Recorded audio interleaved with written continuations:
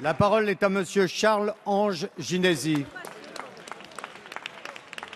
Monsieur le Premier ministre, le dernier rapport de la Cour des comptes sur le budget de l'État en 2014 fait le constat sévère d'un déficit qui augmente de 10,7 milliards d'euros, avec une réduction des recettes nettes et une augmentation des dépenses du budget général. Monsieur le Premier ministre, ce déséquilibre budgétaire traduit l'échec total de votre politique. Or, depuis 3 ans, vous êtes au pouvoir. Les chiffres sont toujours mauvais. Et pire, ils n'ont cessé de se dégrader. Et vous êtes seul responsable. Vous étouffez l'économie de notre pays. L'UMP hier, les Républicains aujourd'hui, les élus locaux, les Français vous demandent chaque jour de changer de politique. Après le temps des écrans de fumée, mariage pour tous, réforme territoriale, qui ne répondent en rien aux urgences et aux difficultés du moment, vient le temps de la loi Macron ou de la transition énergétique, qui, par manque de dialogue, sont vidés de leur contenu au lieu d'être améliorés dans les débats. Au-delà du déficit, tous les indicateurs sont dans le rouge. Une croissance nulle, quasi nulle, contrairement à ce que vous dites.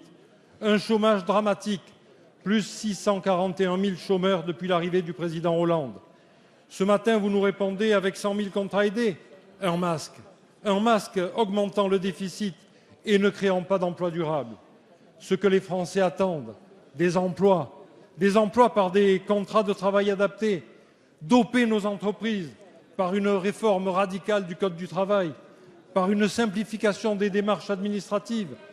Votre projet de dématérialisation, le choc de la simplification par le numérique n'étant qu'un moyen facilitateur qui ne supprime en rien les contraintes.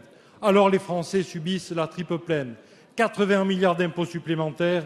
Quand est-ce que vous allez changer de politique, Monsieur le Président ? Ginésy. La parole est à Monsieur Michel Sapin, ministre des Finances et des Comptes publics. Merci, Monsieur le Président, Mesdames, Messieurs les députés. Monsieur le député Ginésy, votre question, vous l'avouerez vous-même, était un peu fourre-tout. Mais j'aimerais répondre à certains aspects qui ne me paraissent pas être conformes à la vérité. Je voudrais vous féliciter de lire les rapports de la Cour des comptes. Vous devriez d'ailleurs les relire rétrospectivement au cours de ces dernières années et vous en tireriez beaucoup d'enseignements quant à la qualité, ou plus exactement l'absence de qualité, de la gestion de vos prédécesseurs ici sur ces bancs et au gouvernement. Mais disons les choses clairement.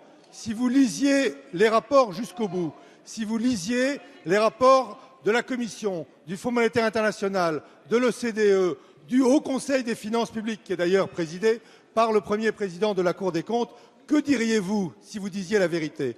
Vous diriez les déficits en 2014 ont diminué, là où ils n'avaient cessé d'augmenter au cours des années précédentes.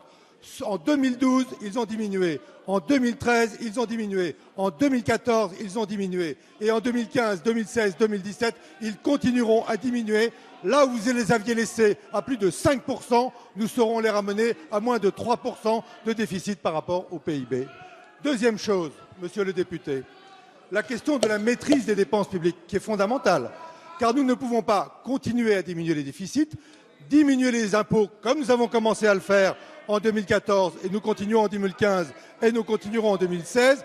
Nous ne pouvons pas financer nos dépenses prioritaires, je pense en particulier à l'éducation ou à la défense, sans maîtriser et diminuer nos dépenses publiques. Et c'est ce que nous faisons, ce que nous avons fait. En 2014, Monsieur le député, regardez les chiffres par tous les bouts. Les dépenses de l'État qui sont à la main du gouvernement ont diminué de 3,3 milliards d'euros. C'est ça la vérité. Et nous continuerons à le faire, car c'est le seul moyen de remettre la France dans le droit chemin de la bonne gestion et donc de la croissance économique Monsieur le ministre.